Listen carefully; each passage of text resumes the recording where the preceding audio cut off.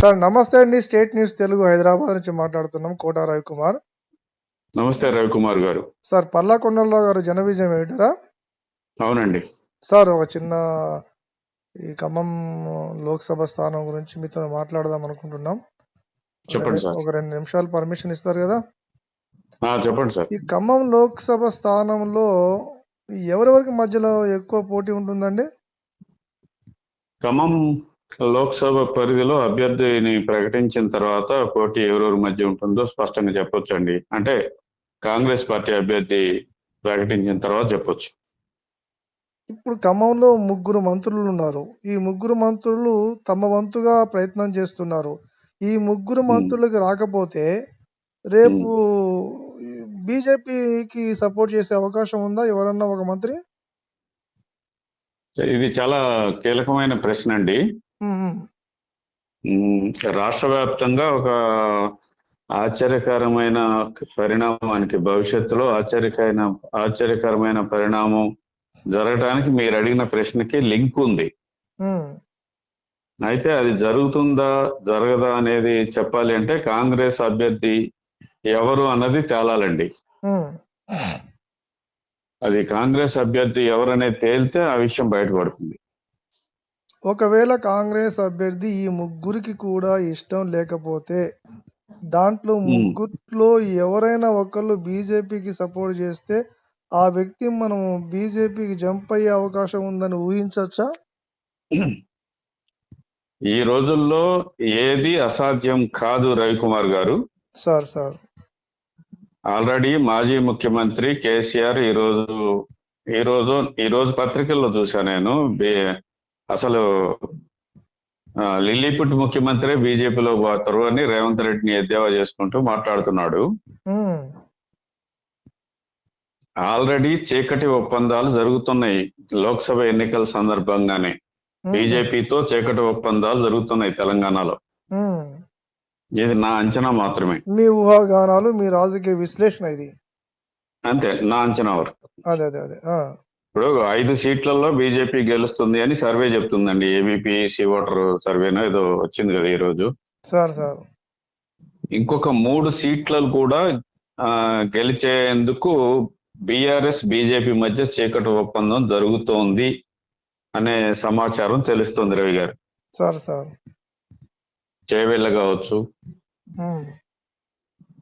అట్లా కొన్ని చోట్ల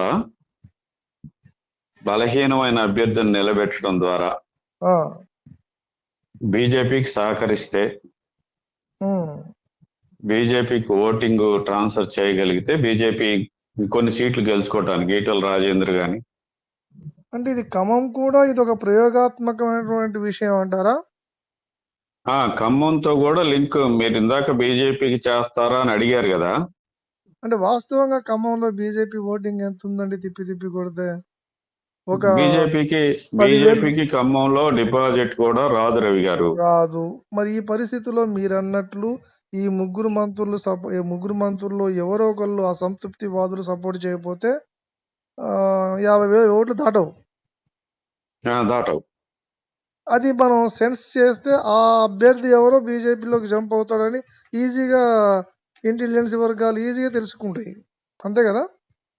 అంటే ఇప్పటికిప్పుడు ఖమ్మం లోక్సభలో బీజేపీ గెలవదు.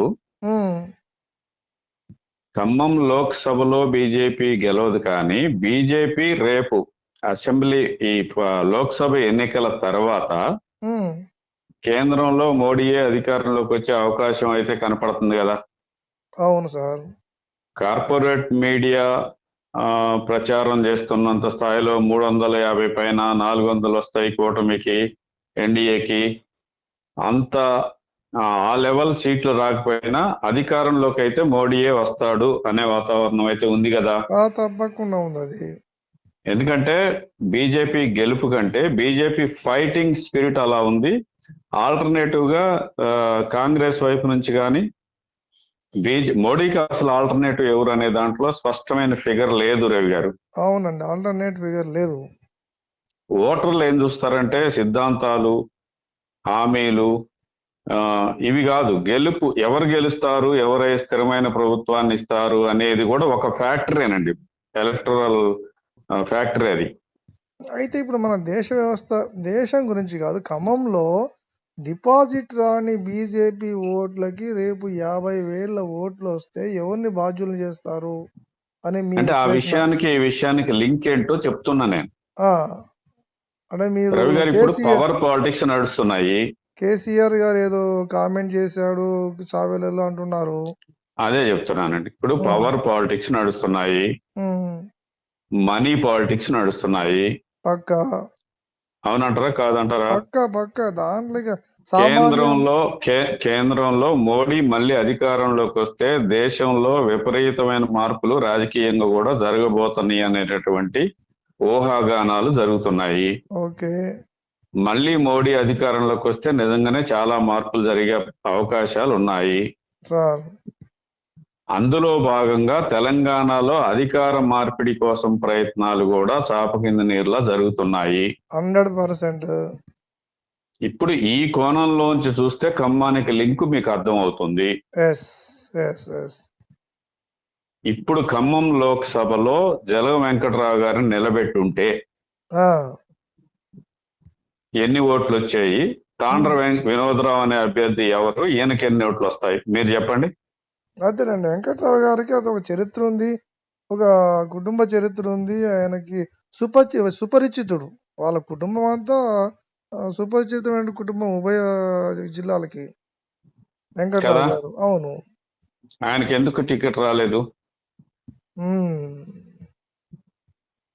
దీని వెనక ఏం జరుగుతుంది అనే దాంట్లో ఒకవేళ ఇక్కడ ఖమ్మంలో కాంగ్రెస్ గెలుస్తుందండి ఈజీగా.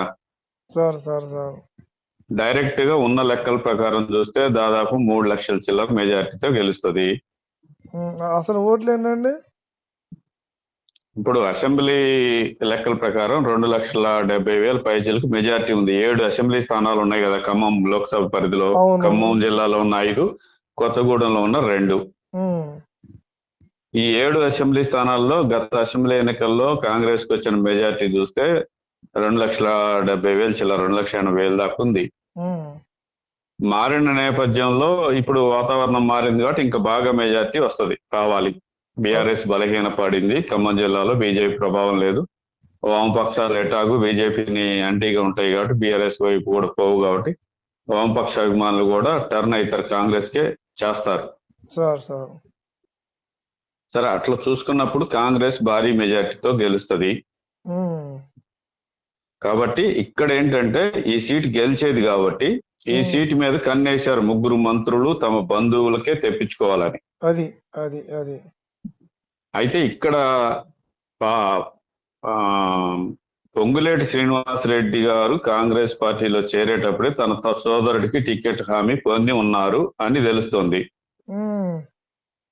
పొంగులేటి శ్రీనివాసరెడ్డి గారు ఏక్నాథ్ షిండే అవుతాడు, 12 మంది ఎమ్మెల్యేలు ఆయన చేతిలో ఉన్నారు, బీజేపీతో టచ్ లో ఉన్నాడు, ముఖ్యమంత్రి సీటు మీద కన్నేశాడు అనే వార్తలు వచ్చాయి, బహిరంగంగానే వచ్చాయి.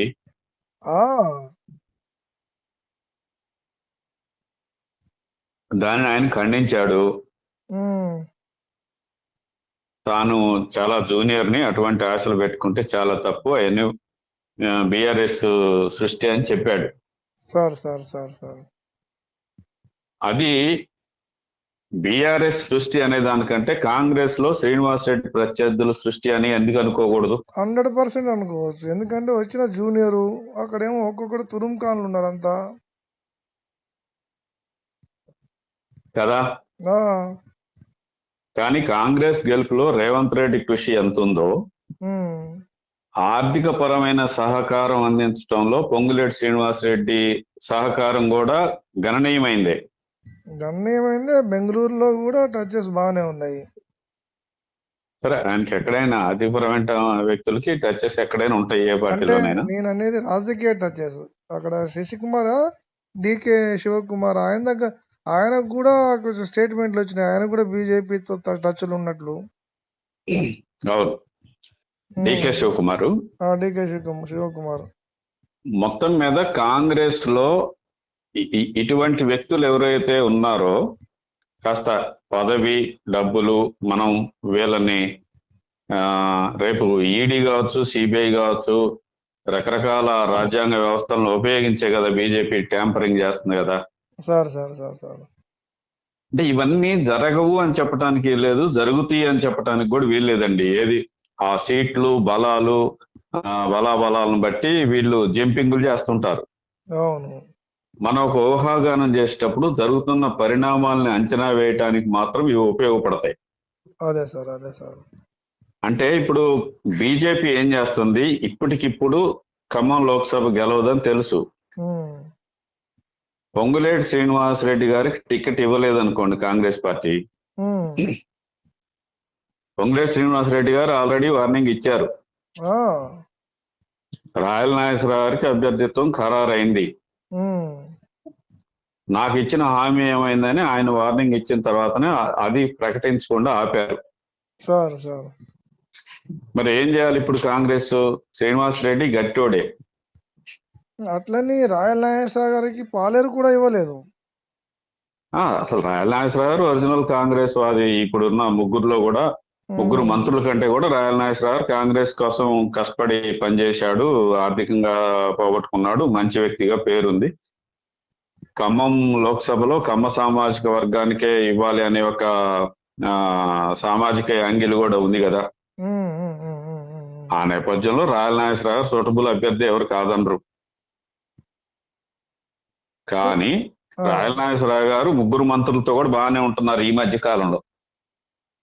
పొంగులేటి శ్రీనివాసరెడ్డికి టికెట్ ఇవ్వటంలో రాయల నాగేశ్వరరావు గారు ఒప్పుకున్నారు, సహకరించారు కదండి పాలేరులో అసెంబ్లీ స్థానంలో. అదే సహకరించారు. ఇప్పుడు ఎంపీకి సహకరించాలి ఆయనకి. ఇప్పుడు ఎంపీకి పొంగులేటి సహకరించాలి. కానీ పొంగులేటికి హామీ ఇచ్చింది కాంగ్రెస్ పార్టీ ప్రసాద్ రెడ్డికి తన సోదరుడికి ఇవ్వడానికి. ఏది రాయల నాగేశ్వరరావు గారికి ఒక కార్పొరేషన్ గిడ్డంగుల చైర్మన్ ఇచ్చి ఉన్నారు ఇప్పుడు. ఖమ్మ అభ్యర్థులుగా చూస్తే అటు రేణుకా చౌదరి నుంచి మానికొండ రాధాకిషోర్ అని, పోట్ల నాగేశ్వరరావు అని, ముఖ్యమంత్రికి సన్నిహితుడిగా ఉండే తుమ్మల నాగేశ్వరరావు కూడా సన్నిహితుడిగా ఉండి తెలుగుదేశం ఓట్లు రాబట్టుకోవటానికి మాజీ మంత్రి మండ వెంకటేశ్వరరావు అని రకరకాల పేర్లు వినిపిస్తున్నప్పటికీ రాయల నాగేశ్వరరావుని ఫైనల్ చేశారు, బట్టి విక్రమార్కని కూడా సంతృప్తి పరచడానికి. కానీ సార్ తుమ్మల నాగేశ్వరరావు గారు పెద్దగా ఇబ్బంది పెట్టే మనిషి కాదు కదా. మీకు చిన్న అడ్డు వస్తున్నాను. అసెంబ్లీ ఎన్నికల్లోనే ఎన్టీ రామారావుకి దండలు వేయడానికి పోటీలు పడ్డారు, ఇర్రెస్పెక్టివ్ ఆఫ్ పార్టీస్. టిఆర్ఎస్ పోటీ పడింది, కాంగ్రెస్ పోటీ పడింది, బీజేపీ కూడా పడింది. అంటే ఇక్కడ అటు తిరిగి ఇటు తిరిగి ఇక్కడ కీలకమైనటువంటి ఓట్లు తెలుగుదేశం ఓట్లు బీజేపీకి మాత్రమే వేస్తుంది. ఎందుకంటే అక్కడ ఆంధ్రాలో బీజేపీతో మిలాఖత్ అయింది, ఏది తెలుగుదేశం. ఈ సత్తుపల్లి నియోజకవర్గంలో కూడా బీజేపీకి తెలుగుదేశం పార్టీ కింద స్థాయిలో చాలా ఉంది. ఆ వర్గాన్ని మనం కాదంటానికి వీల్లేదండి. వీల్లేదు. దానికి ఇప్పుడు ఎలా ఉందంటే బీజేపీ వైపు కంటే నామా నాగేశ్వరరావు వైపు తిరుగుతున్నట్టుగా కనిపిస్తోంది ప్రస్తుతానికి. లేదు లేదు, ఎందుకంటే చంద్రబాబు నాయుడు లాస్ట్ లో పిలిపిస్తాడు బీజేపీకి ఏమంటాడు. ఎందుకంటే అక్కడ బీజేపీతో టైఅప్ ఉండి ఇక్కడ టిఆర్ఎస్ కు ఎట్లా ఏమంటున్నారు చంద్రబాబు గారు, అది సాధ్యం కాని. చంద్రబాబు నాయుడు ఏమంటాడు, చంద్రబాబు నాయుడు ఏం పిలిపిస్తాడు అనేది చూద్దామండి. అప్పుడు ప్రస్తుతానికి కాంగ్రెస్ పార్టీ అభ్యర్థిని ప్రకటించడంలో జాప్యం జరుగుతుంటే ఆ పార్టీ కార్యకర్తలకే ఒక రాత యావగింపు కలుగుతా ఉంది. నామా నాగేశ్వరరావు ప్రచారంలో ముందు పోయి నామా నాగేశ్వరరావు ఖమ్మ అభ్యర్థి తెలుగుదేశంతో టచింగ్ లో ఉన్నాడే కదా, నామాకు గానీ తుమ్మలకు గానీ అటు తెలుగుదేశం ఫేవర్ ఉంది కదా.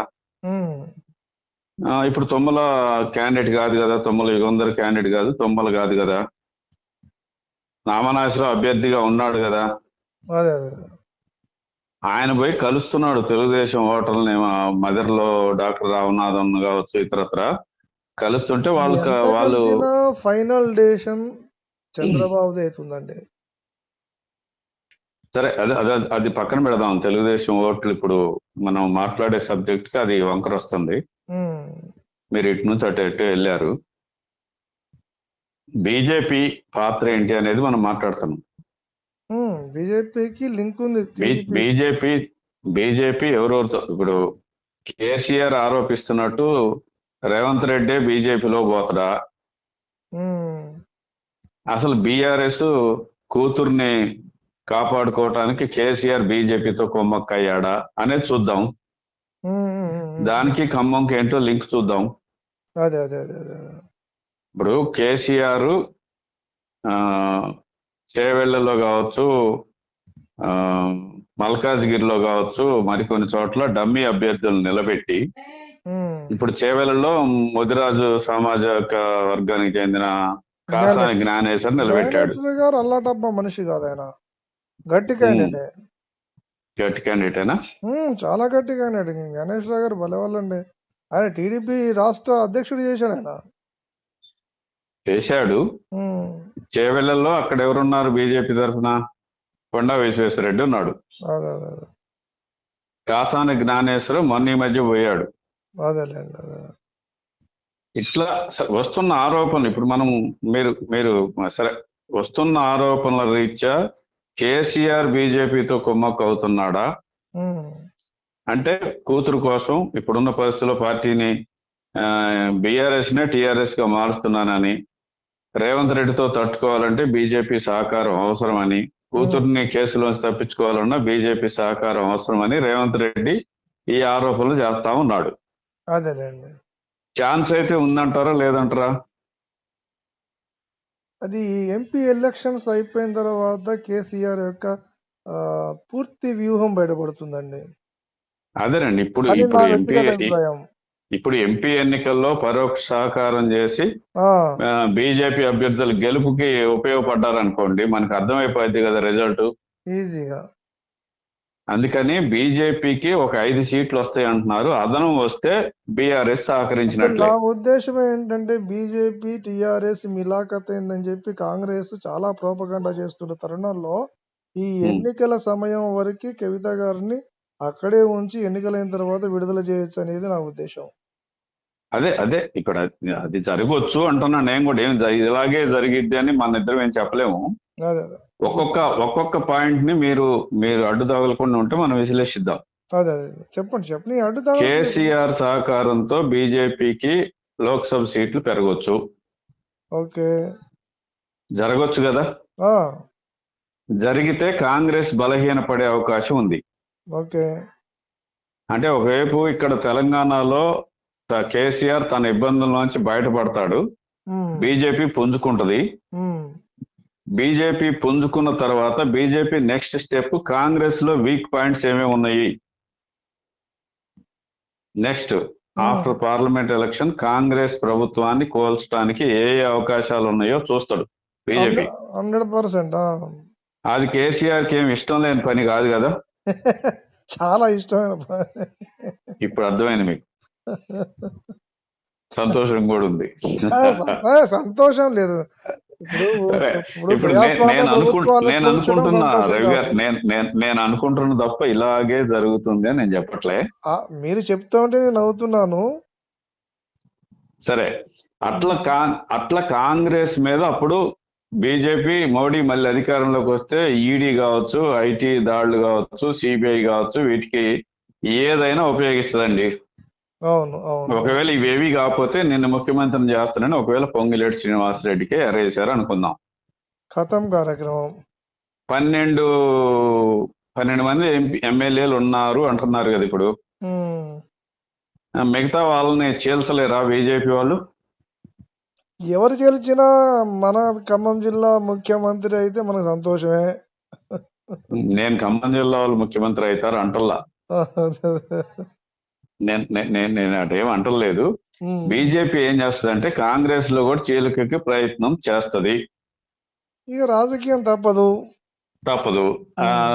ఆ నేపథ్యంలో ఇప్పుడు డబ్బులు ఉన్న వాళ్ళ రాజకీయం నడుస్తున్నప్పుడు ఖమ్మం లోక్సభ విషయంలో కాంగ్రెస్ అధిష్టానం భయపడేది ఏంటంటే వీటన్నిటిని కాంగ్రెస్ ఏం పసిగట్టకుండా, రేవంత్ రెడ్డి గాని కాంగ్రెస్ గాని పసిగట్టకుండా ఉండరు కదా. ఎందుకున్నారండి రేవంత్ రెడ్డి గారు? ఉంటారు కాబట్టి వీటన్నిటిని ఆచితూచి ఇప్పుడు పొంగులేటి ప్రసాద్ రెడ్డికి ఇచ్చే బదులు కాంగ్రెస్ లో మధ్య మార్గంగా అసలు ఖమ్మం జిల్లాలో 3 మంత్రులకి ఇవ్వకుండా మధ్య మార్గం ప్రయత్నాలు అందుకోసం చేస్తున్నారేమో అనుకోవచ్చు కదా మనం. అనుకోవచ్చు. ఆ నేపథ్యంలో మీరు అన్నట్టు మండ వెంకటేశ్వరరావు బయట వాళ్ళని తీసుకురావడం అనే దాంట్లోనే మొదట్లోనే రేవంత్ రెడ్డి రాహుల్ గాంధీని, ప్రియాంక గాంధీని పోటీ చేయించాలని చూశారు. అవును, చేసుంటే బాగుండే. ఈ వీటిని కనిపెట్టే హనుమంత్ అన్న కూడా నాకు ఇయ్యండి కమ్మ వాళ్ళు నన్ను పిలుస్తున్నారు అన్నాడు. సరే అదేదో జోక్ గా చూశారు, అది కాదనుకోండి. ఆ, బయట వ్యక్తికి ఇవ్వాల్సి వస్తే మళ్ళీ పొంగులేటి శ్రీనివాసరెడ్డి వియంకుడి కుమారుడు రఘుమారెడ్డికి ఇవ్వాలని పట్టుబడుతున్నాడు. కాంగ్రెస్ లో వరంగల్ కు చెందిన కాంగ్రెస్ లో ఇలాంటి పట్లు ఏం పనిచేయలేండి. పని చేయిందే లేట్ జరుగుతుందా? ఏం జరుగుతుందంటే అది చెప్పలేం. కాంగ్రెస్ ఒకటేసారి బాంబు పిలుస్తుంది. సరే ఓకే, ఇప్పుడు అది ఒకటి జరుగుతుంది. ఆయనది చేగొమ్మే లోకలే వస్తాడు అంటున్నారు, పూర్వీకులు చేగొమ్మ కాబట్టి ఇక్కడ ఖమ్మం లోకల్కే వస్తారు రఘుమారెడ్డి అని చెప్పేసి ఆయనకు కూడా ఇవ్వాలనే ప్రయత్నాలు, మళ్ళీ ఆయన పేరు కూడా తెర మీదకి వస్తుంది. ఇదంతా ఎందుకు, ఇచ్చిన హామీ ప్రకారం ప్రసాద్ రెడ్డికి ఇద్దామని అంటున్నారని ఒక మాట చెప్తున్నారు. ఇవ్వచ్చేమనేది నా విశ్లేషణ. అంటున్నారు అదో మాట. లేదు ఆల్రెడీ నా మల్లు నందిని పేరు డిక్లేర్ అయింది, ప్రచార రథం సిద్ధం చేసుకుంటుందని ఒక గంట క్రితమే బట్టి అభిమానులు వాట్సాప్ లో హల్చల్ చేస్తున్నారు. ఇప్పుడు బట్టినే సలహా సంప్రదింపుల కమిటీ అని ఒకటి పెట్టి బట్టినే చేశారు కదా చైర్మన్ గా. ఎన్ని కన్ఫ్యూజన్ ప్రోపగండాస్ ఇవన్నీ చేస్తున్నారు కాబట్టి అదంతా గందరగోళ పరిస్థితిలో ఉన్నప్పుడు రేవంత్ రెడ్డి ఒక 20-30 మంది ఎమ్మెల్యేలతో సొంతంగా పార్టీ పెట్టుకొని బీజేపీ నీడలో కొత్తగా ఏర్పాటు అవుతారనే విశ్లేషణలు కూడా జరుగుతున్నాయి. కాంగ్రెస్ అధికారంలో లేకుండా ఉంటే చాలు అని బీజేపీ తీవ్ర ప్రయత్నాలు చేస్తుంది తెలంగాణ మీద.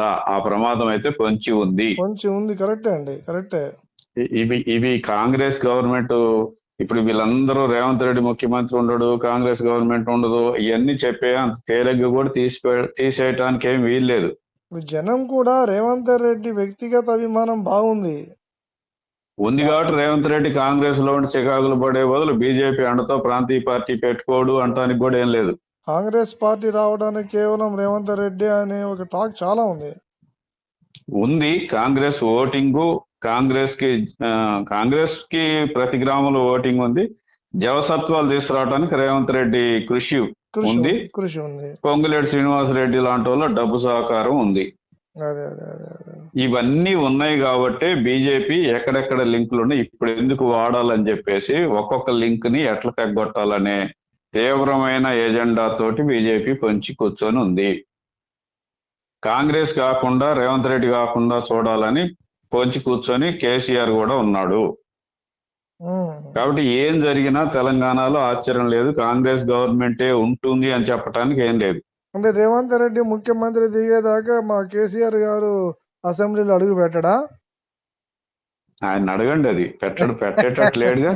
లేదు, ఆయన నేనేం అడుగుతా, మీరు విశ్లేషకులు కాబట్టి మిమ్మల్ని అడుగుతున్నా. నేను నాకు చెప్పలేదు పెట్టనా అనేది. ఆయన అసెంబ్లీలోకి అయితే పోవట్లేదు కానీ అన్ని చోట్ల సభలకు బాగానే పోతాడు. కవిత దగ్గరికి పోవట్లేదు, అసెంబ్లీకి పోవట్లేదు, మిగతా అన్ని చోట్ల పోతూనే ఉండు బాగానే. ఆయన ఏం చేస్తాడు అనేది సార్, ఆయన ఏం తక్కువ అంచనా వేయడానికి వెళ్ళలేదు కదా, మంచి రాజకీయ దురంధరుడే కదా. ఇప్పుడున్నట్టు మీరు చెప్పిన విశ్లేషణలన్నింటినీ రాసుకున్నాను. మళ్ళీ ఎంపీ ఎన్నికలైన తర్వాత తిరిగి మీరు ఏమేమి విశ్లేషించారో చాలా స్పష్టంగా వీటి మీద మళ్ళీ డిస్కస్ చేయాల్సిన అవసరం ఉంది. తెలంగాణలో ఏమైనా జరగచ్చండి, లోక్సభ ఫలితాలను బట్టి ఉంటుంది, దేశవ్యాప్తంగా లోక్సభ ఫలితాలను బట్టి ఉంటుంది. కాంగ్రెస్ కి ఏమైనా ఫెచ్చింగ్ వస్తే తెలంగాణలో రేవంత్ రెడ్డి నాయకత్వంలో కాంగ్రెస్ కి, ఒక్క నిమిషం రవి గారు, లోక్సభ ఫలితాలలో బీజేపీ బలహీనపడి కాంగ్రెస్ కి కాస్త ఫలితాలు మెరుగైతే మాత్రం తెలంగాణలో రేవంత్ రెడ్డి నాయకత్వంలో 5 ఏళ్ల ప్రభుత్వం ఉంటది. కాంగ్రెస్ బలహీనపడి మోడీ తిరుగులేని మెజార్టీతో గెలిస్తే మాత్రం తెలంగాణలో ఏమైనా జరగవచ్చు.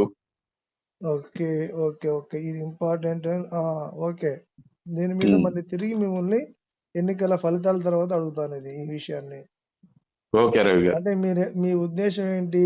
బీజేపీ గనక ఎక్కువ సీట్లు వస్తే రేవంత్ రెడ్డిని చికాకు చేసే అవకాశం ఉంది, రేవంత్ రెడ్డిని బీజేపీలోకి కూడా ఆహ్వానించే అవకాశం ఉంది, ప్రభుత్వం కొద్దిగా ఇబ్బందులో పడుతుంది అనేదా మీ ఉద్దేశం? ప్రభుత్వం ఇబ్బందులు పెడతారు. రేవంత్ రెడ్డి నాయకత్వంలో ప్రాంతీయ పార్టీ రావచ్చు, కాంగ్రెస్ ప్రభుత్వం కూలిపోవచ్చు, కొత్త ముఖ్యమంత్రి ఏర్పాటు కావచ్చు, ఏదైనా ఈ జరగచ్చు. ఒక్క విషయం మీద మళ్ళీ చర్చ పెడదాం సార్. ఎన్నికల ఫలితాలు అయిన తర్వాత మీతోనే పెడదాం. Thank you. ఇప్పుడు దాకా మీరు సమయం ఇచ్చారు. మీ ఆరోగ్యం బాగలేకపోయినా కానీ మేము ఎప్పుడు అడిగినా మాకు సమయం ఇస్తున్నారు. మా చిన్న యూట్యూబ్ అయినప్పటికి కూడా thank you very much. Okay Ravi, thank you.